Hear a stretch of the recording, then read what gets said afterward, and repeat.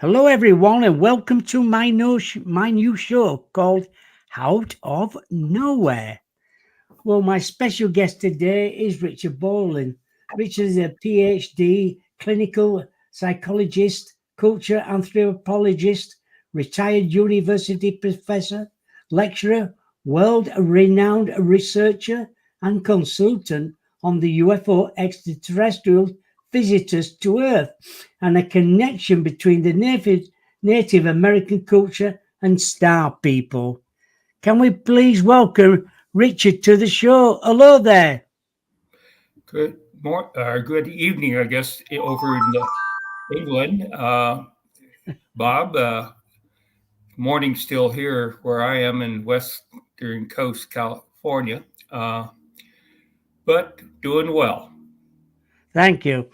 How did it all start for you? Getting involved with the UFOs and all that business. Well, they kind of in two parts. I'll give you first part is I'm old enough to be around in 1947 when the Roswell UFO crashed in New Mexico, U.S. And it made the news, made the newspaper, and I was pretty young then. I was 8 years old, uh, so I read the newspaper a bit. But mostly my parents were talking about the story that the Army had recovered a disc in New Mexico that had crashed. And I thought, wow, that's neat. So there are other people out in the universe besides us. That's my 8-year-old take on a saucer crash. Then in my early adulthood, uh, I was living in just north of the San Francisco Bay in the foothills there, and taking a hike with my friend along the ridgetop hills. And I saw a metallic object in the sky ahead of us, a distance off, maybe a mile, but still quite visible, and just moving along slowly against the wind. So I knew it wasn't a mylar balloon, it was something solid and self propelled. And I said, wow, to my friend, I said, wow, I think I've seen my first UFO. And I pointed it out to him, and he noted it too. Since those kind of early days, I've gotten into the subject a lot more. As a clinical psychologist, I counsel people on various life situations and problems. And I had a person come in to me to talk about checking out his mental health because he had had a close encounter. An extraterrestrial individual appeared in his bedroom and interacted with him, talked in his head telepathically, and he wanted to see if he was crazy. So he dutifully came to a psychologist to get checked out whether he had gone crazy or not. Hmm. By that point, I had read up everything that was available on the subject, and of course, had my own two UFO encounters, so I knew they were real. And I told him, to make a long story short, I told him he wasn't crazy. He wasn't the only individual having these meetings between extraterrestrials and humans. And you should pay attention to what he could learn out of all this. So that was my introduction and kind of moving into making it a bit of a specialization for myself, working with people. I've had my own Well, encounters. yeah, about your own encounter. What really happened at Roswell then? Well, I'll tell you what really, really happened. Um, there were two UFOs going over New Mexico, up a ways in the air, several thousands of feet altitude. And this is, I'm going to give you the true, not the distorted story the government put out, but the real, actual story. There were two of them. They were shot at by a directed energy weapon at White Sands Missile Range. And because they were up high, they got disabled, but it took them a while to hit the ground. One crashed at Roswell, New Mexico, and one crashed at Socorro, New Mexico, many dozens of miles to the west. And that started a new episode in things where people begin, as they dug into it, not to accept the story that somehow these extraterrestrial tourists flying over the U.S. over Earth somehow didn't know how to fly their saucer properly and crashed. That wasn't it at all. They come many millions of miles from their home world, and they were good enough at navigators. What happened is they were shot down, and in those early days in our history on Earth, the kind of advanced technology that was used on them was not known to the American public. It's only decades later that we learned about directed energy weapons and kind of voltages like trillion volt bursts is imitated the kind of disruptive forces that you would get if you were too close to an atom bomb going off.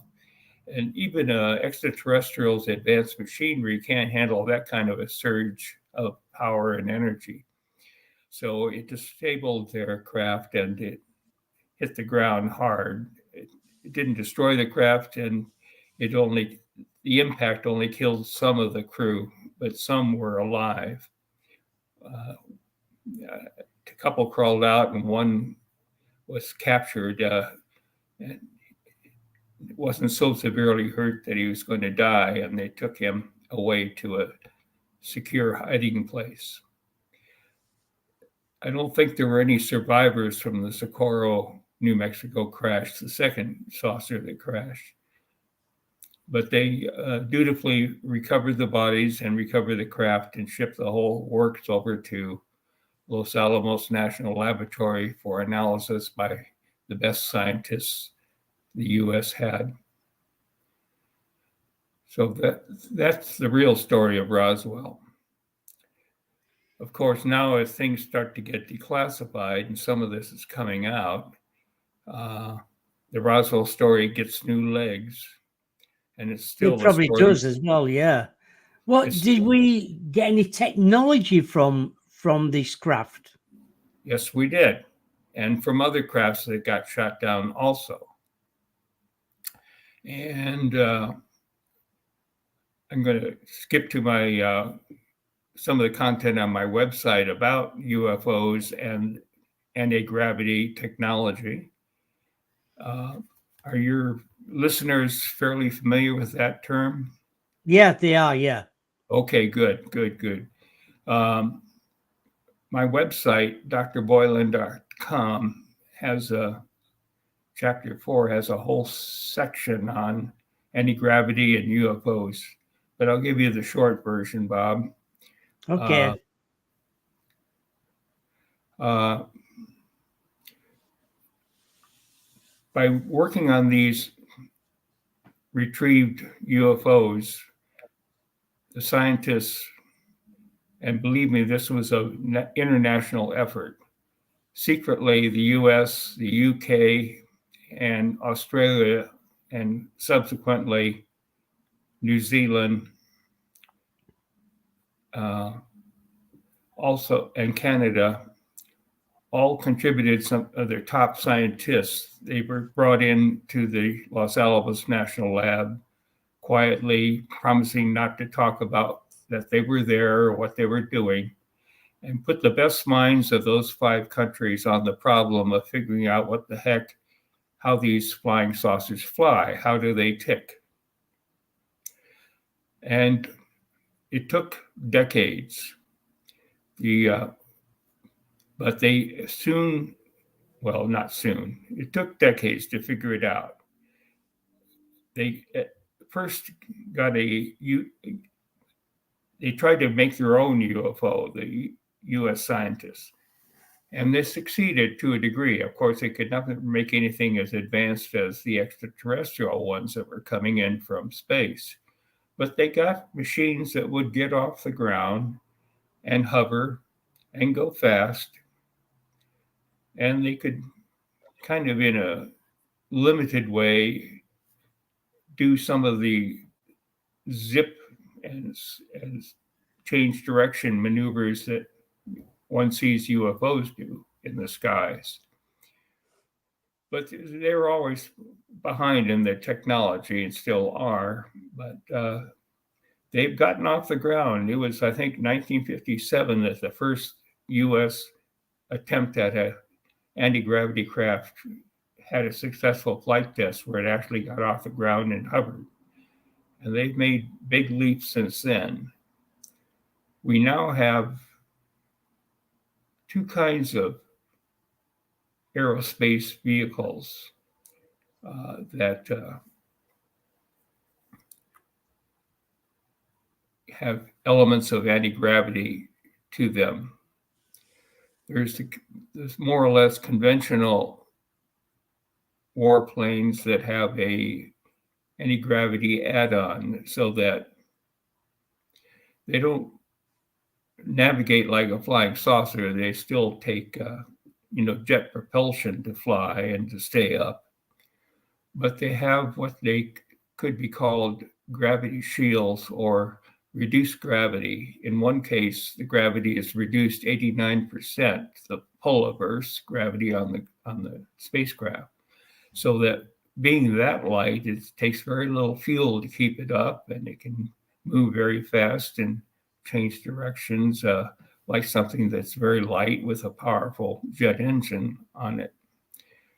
The other kind of anti-gravity craft we have now, and by we I say US, but I also include UK, I'm sure has its own variations. The British scientists working on this problem, very, very nimble scientists. And I can't imagine, given British aerospace engineering being what it is, that they don't have British copies quietly of these at least partially gravity shielded spacecraft themselves, yourselves, speaking to a British audience.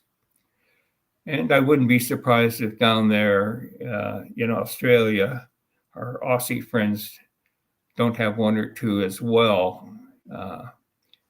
They're special NSA base there in the desert in Australia. Canada, open question. But certainly saucers have been seen over Canada as well as North American airspace. And I don't know if they're producing their own, but I think it's simpler for them to just do joint project stuff. It's cheaper and better use of manpower.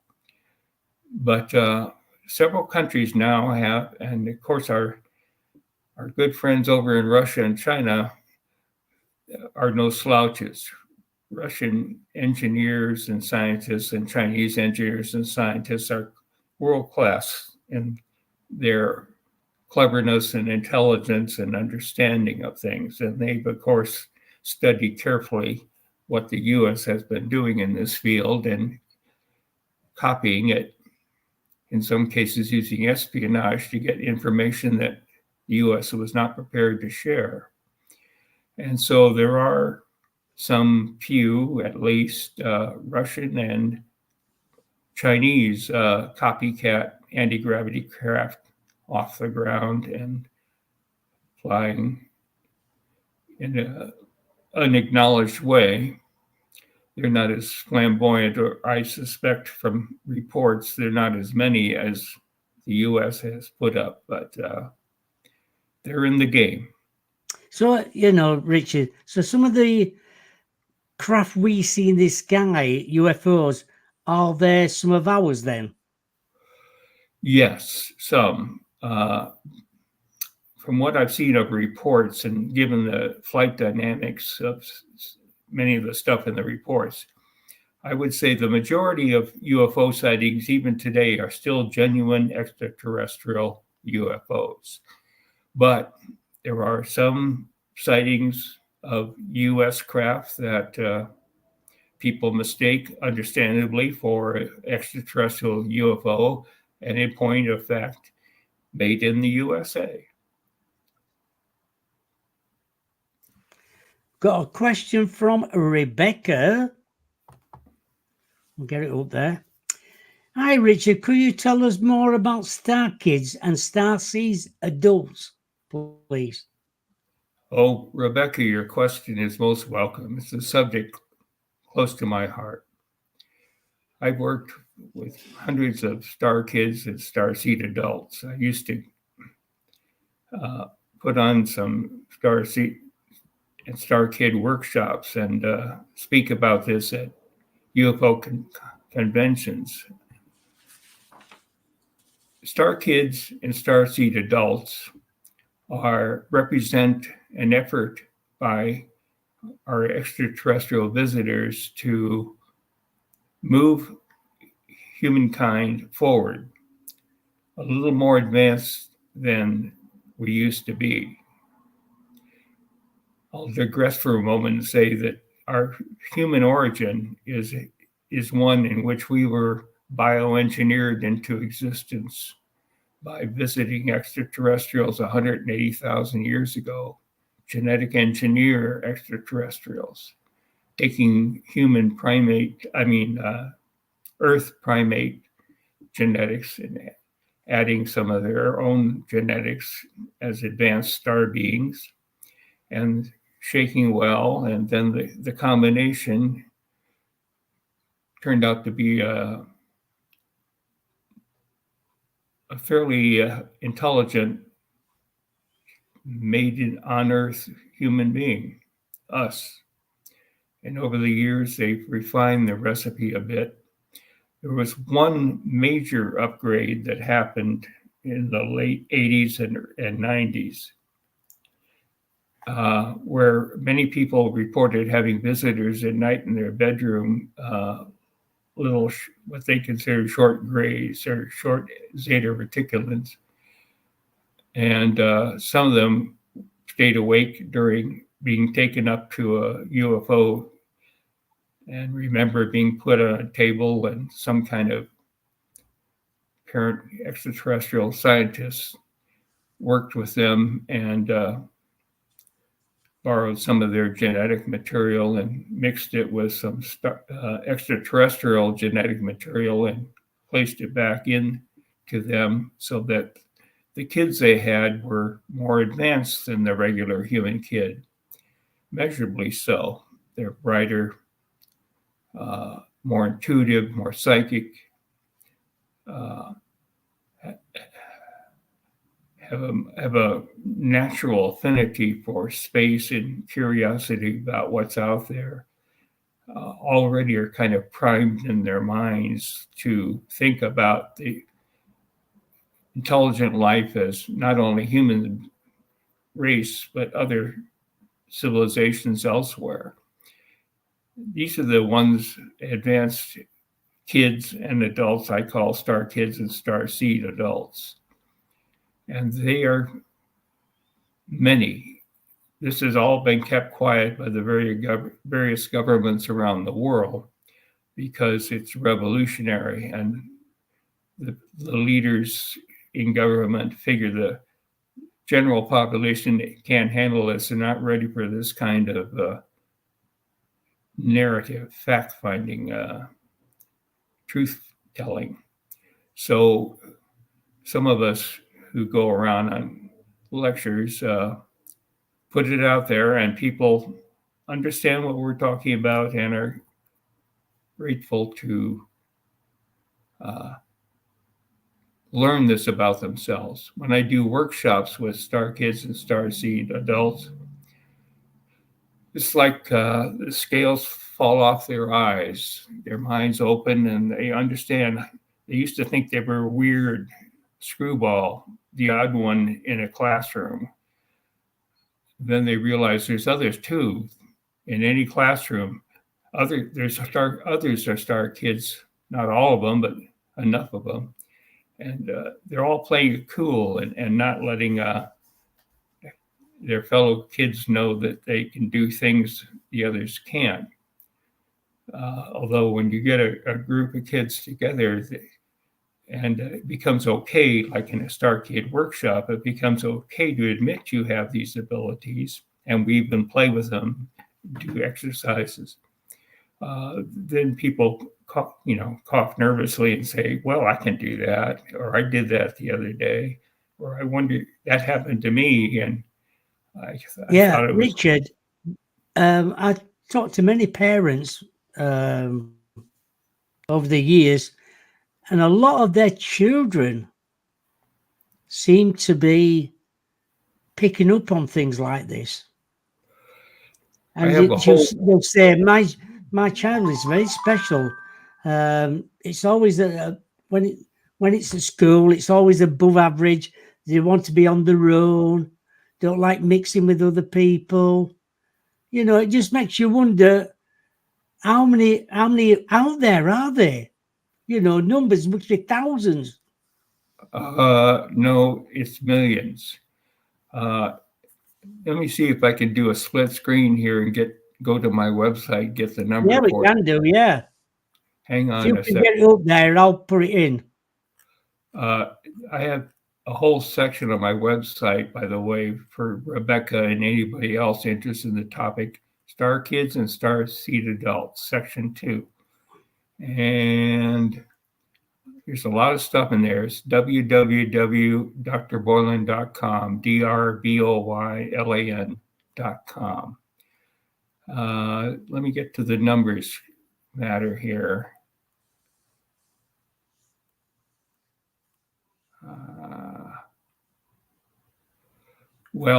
I'm not pulling it up very fast. Don't want That's to slow fine. things. Oh, wait, here we go.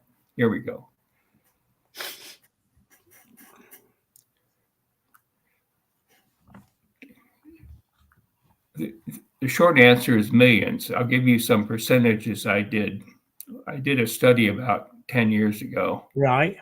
I think the numbers are still pretty good. They certainly are an indicator.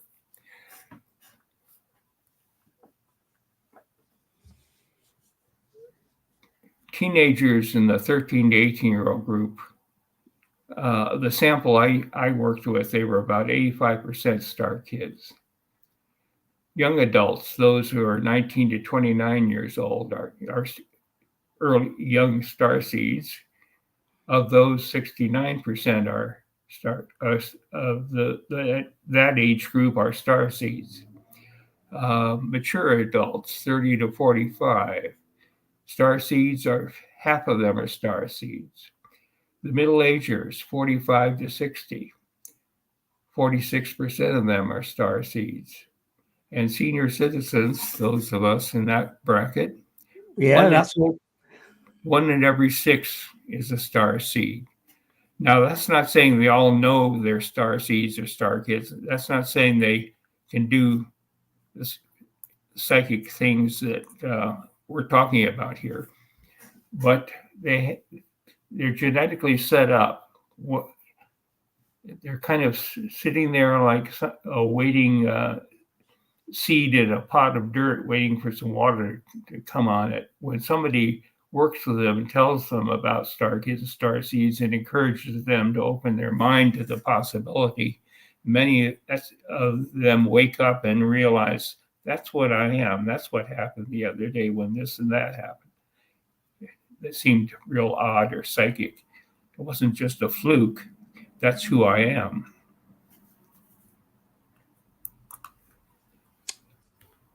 Anyway, Rebecca, I hope that answered the numbers question. And so the I'm going to answer is say million. another thing I was going to ask you.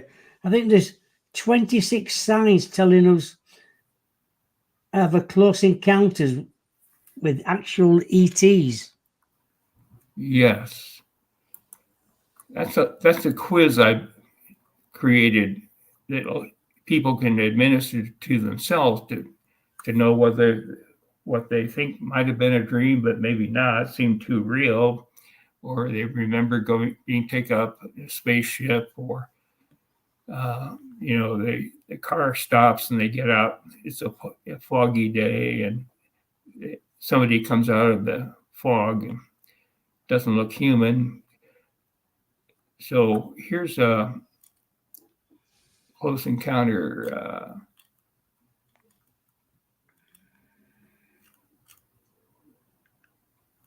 quiz.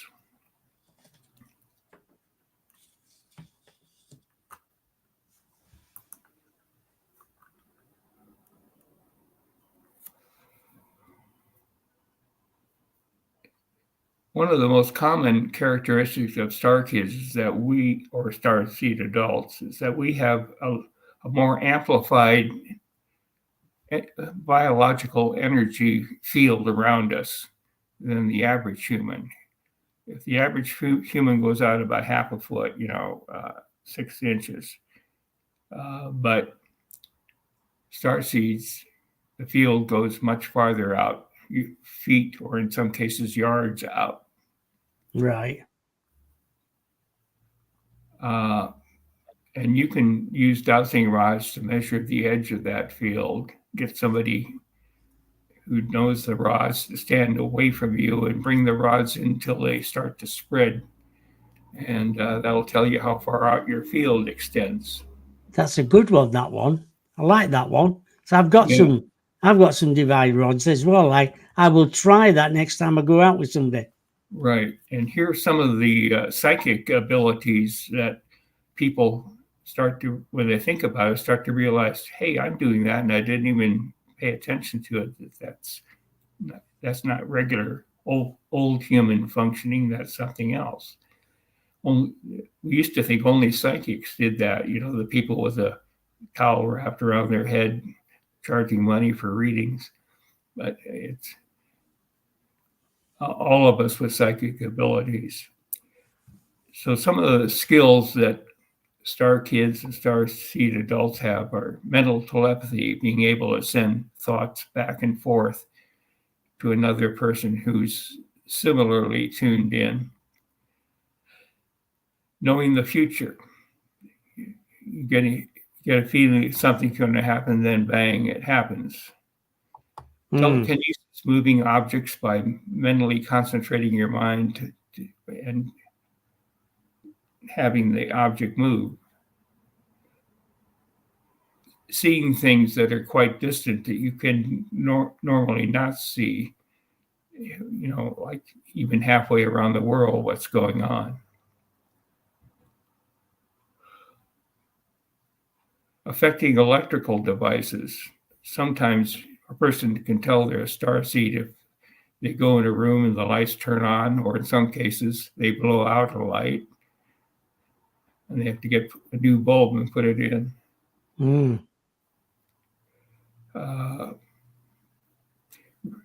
Rebecca's just asking here, are there signs you can look for to suggest you may be a star child?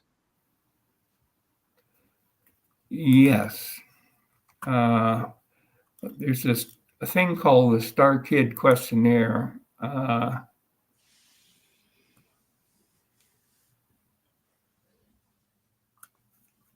On my website in section 2, the Star Kid questionnaire is there. It's in English and in other languages here. But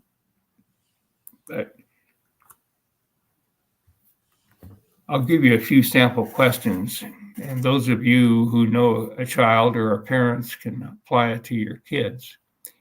The child has a larger than average head for his age and height. What I'm getting to here is that many of us, our kids, our skulls are shaped a little more generously or in ways, particularly if taller in the front or top of the head. And Right. it's just simply making more room for more brain. And there's a reason why star kids are brighter. That's because they got more brain to work with. That's putting it very simply, but you get the point. Yeah. Another indicator is that the star child's average body temperature is lower than the standard 98.6 Fahrenheit. It's more like 97.6 or whatever. In other words, a degree lower. There's nothing wrong. They're not sick. It's just their body degree runs lower.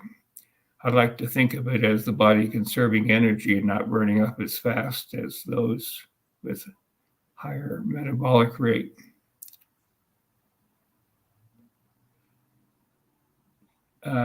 Early development progress. A child begins walking by the time they're half a year old, whereas the average child starts walking around 1 year old.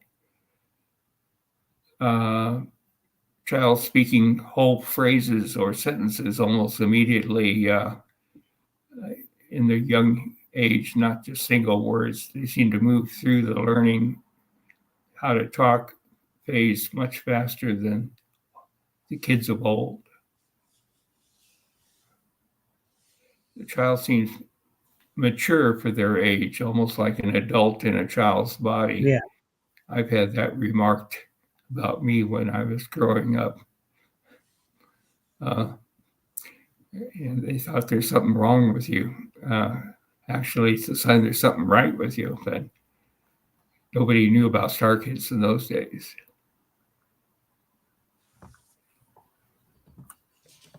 Another one here. Star kids are put off by cruel, mean, violent behavior. They can't understand why people act that way. In other words, the child has a natural, sensitive disposition. They value life. They understand how other people are feeling as well as themselves, and they wouldn't think to cause mean or hurtful behavior. Here's one that people may have had happen to them and didn't know what the heck was going on. There's an amber sodium vapor plasma street light on the streets of many cities. And those sodium vapor lamps, street lights, are very sensitive, it turns out. And sometimes the energy field of a star seed or a star kid is so strong that it will cause the light to go out. Now, it doesn't necessarily blow the light out. It just swamps the light, so it goes out, Right. doesn't make any light. And then the person moves on, and maybe half hour later, the light comes back on. It was just overwhelmed. But when I run that little item on workshop participants, a lot of people say, yeah, I've had that happen. I wonder what the heck that was all about. I didn't realize that was connected to the fact I'm a star kid or a star seed. But it is. It's that I call bioelectromagnetic energy field, the amplified one that we have that affects nature around us, things around us. Let's see.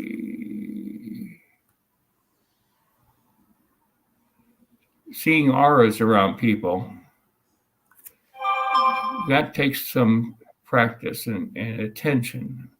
Yeah. But some people can, if they're very quiet in a room that's not too strongly lit, if they focus and pay attention, they can see a little edgy outline of the scenes made out of light or energy around the person. So, looking at their shoulders and head, for example, they can see an extra layer of the person besides the solid physical part. Richard, can I ask you about two What? previous incarnations as a Zuni and a Zuniope, Native American, and your lifetime required the vision quest, a spirit identity of the Thunderbird appears twice. Okay, can you break that down into pieces? There was a lot in that question. All right.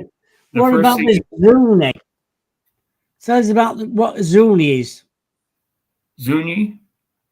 Yeah. Oh, well, I'm just paying more attention to my life path as I get near the end of this one, and paying more attention to the fact that when we die, that's not the end of the show.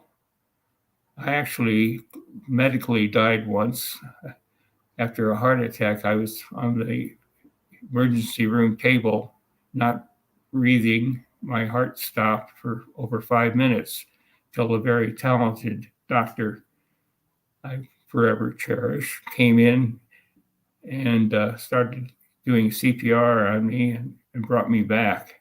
And, you know, the paddles and the electric shock and all that. Yeah. But I had a very interesting 5 minutes there floating. I'll tell you about it. It made me unafraid of death because I was dead technically, no heartbeat, no non-responsive,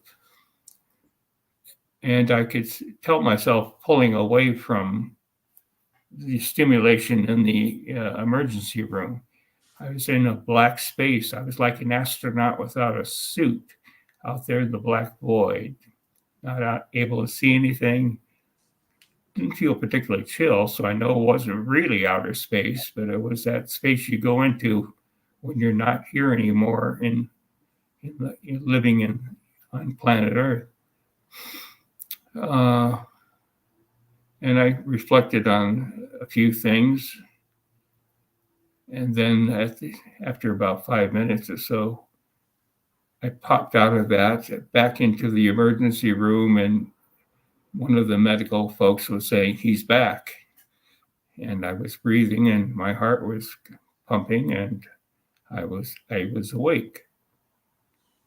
That was a very lightning visit to the other side, but I can assure you that it convinced me that we continue after our body is no longer alive.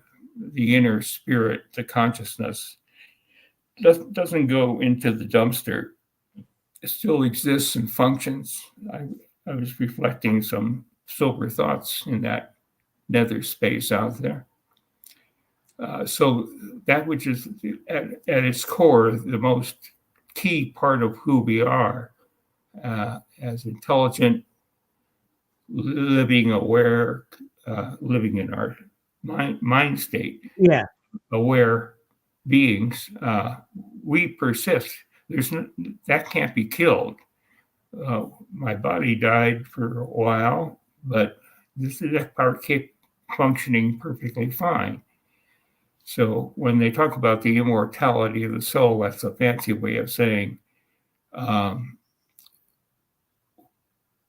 spirit does not get recycled. It can't even be, it's not physical, so it can't even be recycled. We continue. And so the question is, what happens next? Well, that got me exploring past lives, and I used focused attention, and I used my dowsing rods for kind of a double check. I noticed I had an inordinate attraction to Native American culture, and particularly Native Americans of the Southwest. And I spent some time with the Hopi and the Zuni Indians, Pueblo Indians. Yeah. Um, did a Sundance with some Sioux Indians. So I dipped into several Native American cultures, and I uh, did the dowsing and answered questions about where that fascination with Hopi and Zuni culture comes from. They're very kindred societies. They both have Kachina dolls and understanding of great spirit in nature in a very similar way. They're basically sister cultures. And it turns out I had a lifetime as a Zuni in a previous lifetime and a lifetime as a Hopi, uh, living as a man of those cultures. And when you have a lifetime like that, and then you come into a U.S. or British, uh, I'll say American modern lifetime, modern American culture, uh, there's still some residual left over from that previous lifetime. It's at the feeling level, the intuitive level. And when I go into a Native American shop to the Hopi Kachina doll section, I just light up like a kid in a candy store. A lot of heart energy connection to those figures. And what those figures represent for those who've seen Kachina dolls and so forth, they're visiting extraterrestrials. They've been highly stylized in the way that modern Hopis and Zunis make Kachina dolls, but you can still see they're not exactly like American baby dolls. They're stylized figures and figures with some importance and energy and differentness. And you can, once you understand that the artist is trying like heck to portray a visiting extraterrestrial, a thunder being or power being, as they might say in the culture, uh, then it makes sense what they're trying to represent, and there's a great deal of awe and respect for that. The Hopis have a tradition every fall of the going away of the Kachina ceremony. The whole village comes out for it. People dress up like the Kachinas and they dance around in the plaza, and then they march off one by one to, some spot out of sight. It's not a question of fooling people. This is a symbolic representation of the Kachinas going away because they aren't there 24 hours a day, 12 months a year. And the people are a little sad for that because they feel a kinship, that these are brothers and sisters from the stars, and they come with good intentions and sometimes bring beneficial gifts or favors or energies with them. So that culture is a deep culture, as people who've studied Native American culture or immersed in it can tell you. But that's what that was. Now, for your Thunderbird Twice question, Yes. I did a vision quest. That's one of the spiritual traditions that a number of cultures have, where you go off in isolation for a protracted period of time. I did it in Death Valley for 4 days. No food, no water except tiny little sips, enough to keep me from passing out from the dry air. Right. And out there in Death Valley, there are no distractions. It's just a big bunch of big empty sand and desert. And about the third day of my 4-day vision quest, I had a vision. I began to think this wasn't going to happen, but it happened. it was bone dry, as you can imagine. Death Valley is bone dry. Yeah. There wasn't a cloud in the sky. And then, as I sat there over several hours, one little cloud came in, peeked over the top of a hill, and then slowly moved over, casting a shadow, something high in the sky, so the shadow would be on the ground where you could see it. And as it got over in front of where I was sitting, facing a cliff some ways away, the shadow started to play across the cliff. And it was in the shape of a thunderbird. And I said, "Oh, come on now. I mean, I'm a Native Americanaholic, you know.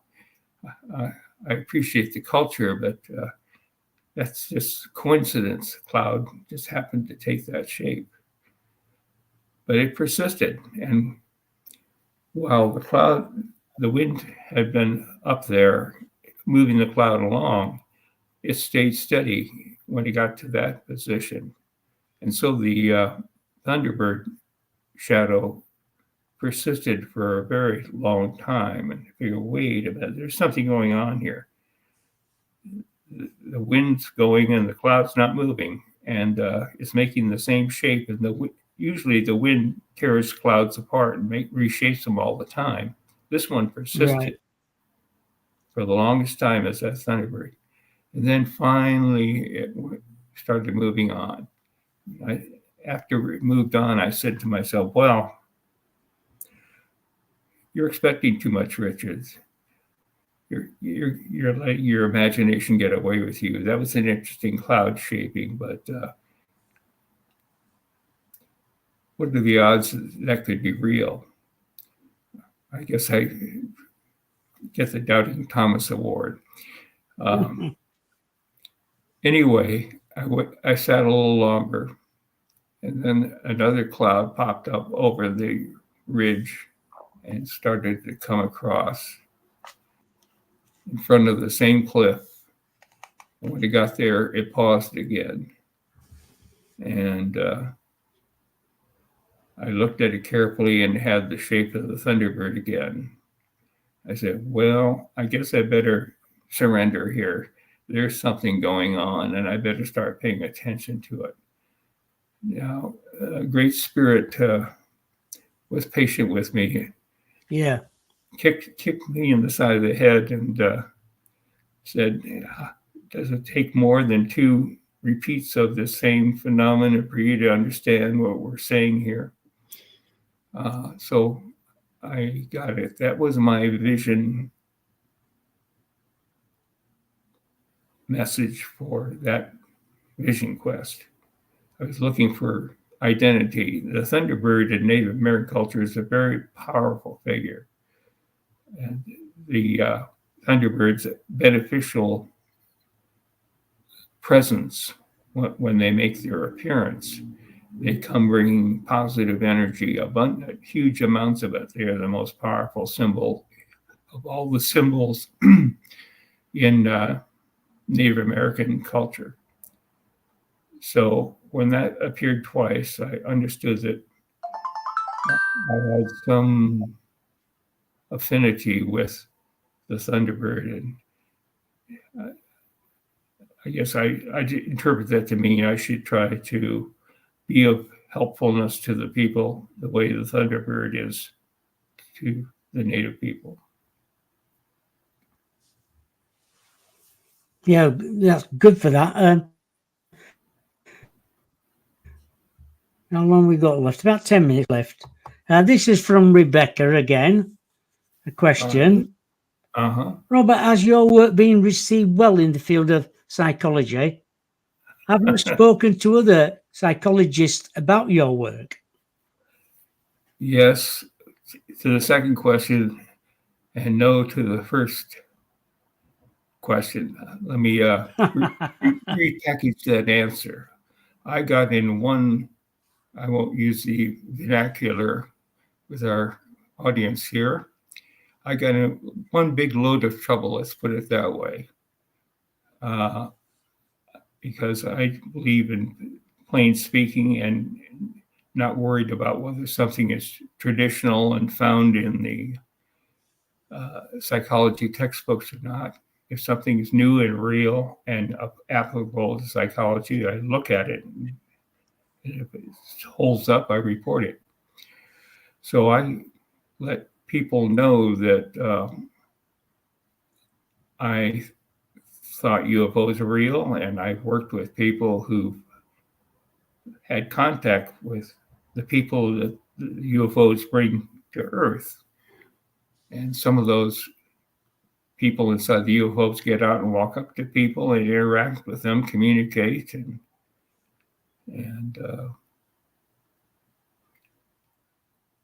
they have experiences. Sometimes they go on board. And of course, at that time, the government was so savagely trying to suppress UFO reality that people were in more benighted communities were being forcibly placed in mental institutions. One might say unkindly they were jailed, but they call it psychiatric facility because obviously you're crazy if you believe in UFOs. That was the government's message. And so if you go and tell your friends you had a UFO sighting or a UFO came close to you, or somebody got out of a UFO and walked up to you and said something, that means you're certifiably crazy. And what do we do with crazy people? We put them in insane asylums. Well, they didn't dare try to do that to me. At that point, I was head of the Sacramento, California Psychological Association, president of it, well respected by my peers, and a well thought of practice of helping people. Some of my colleagues even referred some of their contacts to me for me to work with them. So that didn't quite fit for them to put a butterfly net over me and haul me off to an insane asylum. But they made life hell for me. And they complained to the board of psychology that he's ruining the sacred field of psychology with this UFO nonsense. He's going to ruin all of us, and we're going to lose our customers, and we're not going to have this lovely specialist life we're used to. So they came down on me with all 4 feet. And to make a long story short, the pressure from the scaredy cats, I'll call them among psychologists, was such that the Board of Psychology eventually took away my license, so I could not practice psychology anymore. And figured they'd shut me up that way. Well, terrible. Yeah, so I've talked to other psychologists about my work. I was not totally stopped there. I still talked about UFOs and people who had close encounters with extraterrestrials when I did lecture circuit UFO conferences. And I even started the Academy of Clinical Close Encounter Therapists, an organization that had not previously existed, consisting of all the psychologists and clinical social workers and marriage and family counselors and psychiatrists who were willing to admit that they too believed in this and worked with people who've had these experiences. And we figure there's strength in numbers. If we all band together, they can't take us all out. So we had an international association, even had a conference one year in New York City. And so there's still remain people who were not intimidated by my experience. I got a lot of very negative, hostile publicity when they tried to crush me. But the others persisted, courageous folks that they are, and I bow to them. And so people to this day, if they search out, could generally find a therapist who will take their experiences seriously and deal with it. If they don't know quite how, I have a website that talks about that, and they could even contact me, and I've given therapists advice about how to deal with people's extraterrestrial encounter experiences. So they can knock us down, but they can't knock us out. Exactly. Exactly.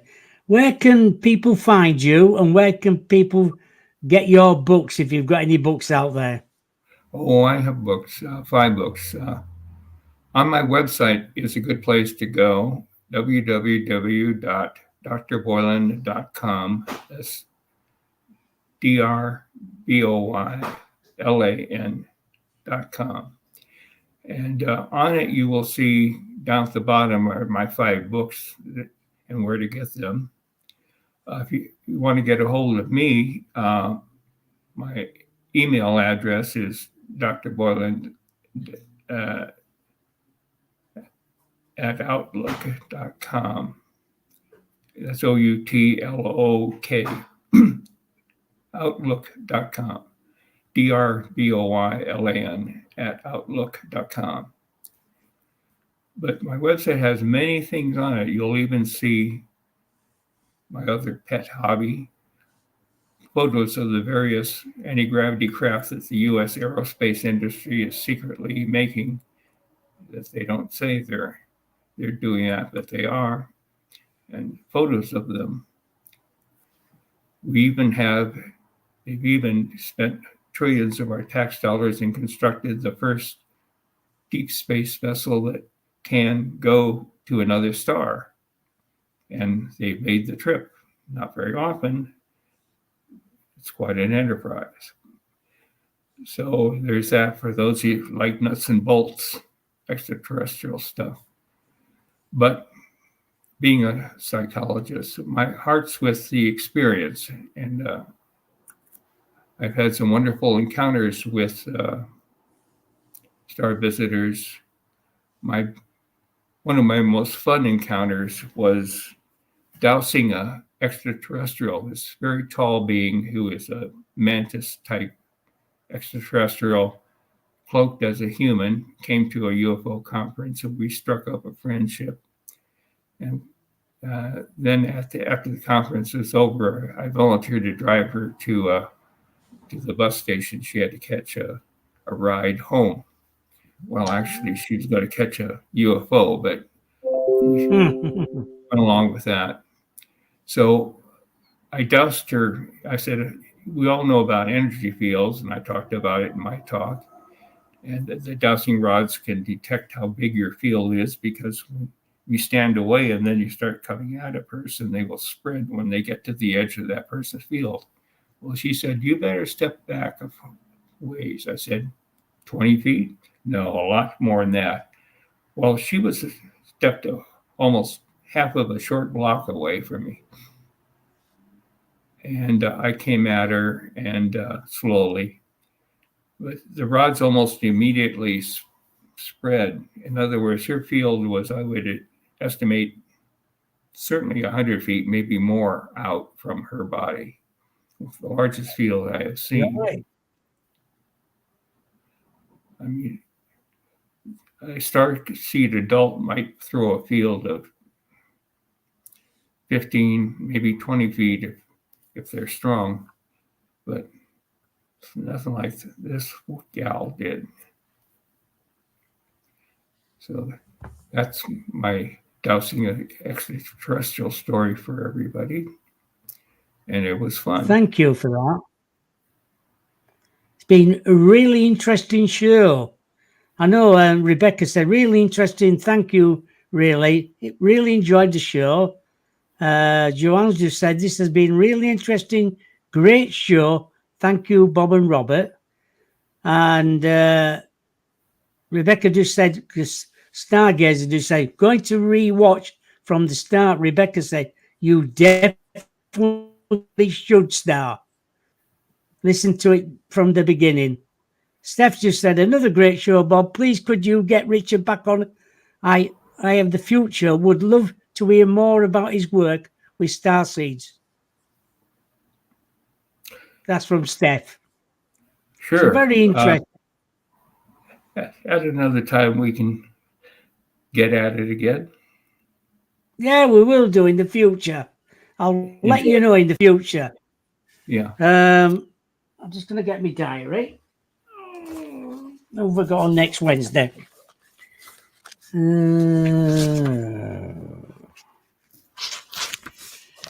Let's have a look. August.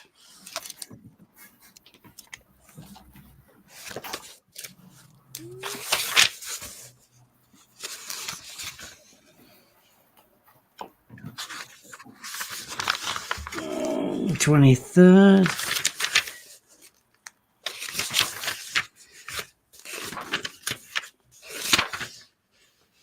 Oh, on Wednesday, the 28th, I've got Earl Grey coming on my show next Wednesday at 2 o'clock Eastern, 11 o'clock Pacific, and 7 p.m. in the UK. That's Earl Grey next Wednesday. So thank you, Richard, for coming on the show. It's been very interesting. Everybody says thank you. Thank you to Richard and Bob for the show today. It's been really interesting. And Well, been my yeah, pleasure, Bob. oh, thank you. And I'll get in touch with you again in the future to come back on again. Very good. Goodbye, everybody, and hope keep your eyes to the skies, as Bob Lazar likes to say. You never know what you might see. Thank you. Yes. You take care and have a lovely afternoon. Thank you. Take Bye. care. Bye bye now. Bye.